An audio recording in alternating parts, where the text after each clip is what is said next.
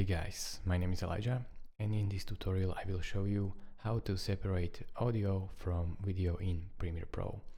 It's really simple. So as you can see, my audio and video are now connected. As I move it, both of them moves. As I delete it, both of them deletes.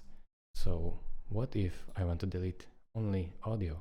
I have to separate it. So these two are linked. Right click on them, go all the way down when you can find Unlink. Click on that. Now they are unlinked. It's really simple. Just choose audio and press backspace or delete. Now your audio is gone and separated from the video. As you can see, when I bring it back, Ctrl Z, I can move it freely and it doesn't stay together anymore. Thank you guys for watching. If this video was helpful to you, consider subscribing and liking this video, and I will see you in the next tutorial. Bye bye.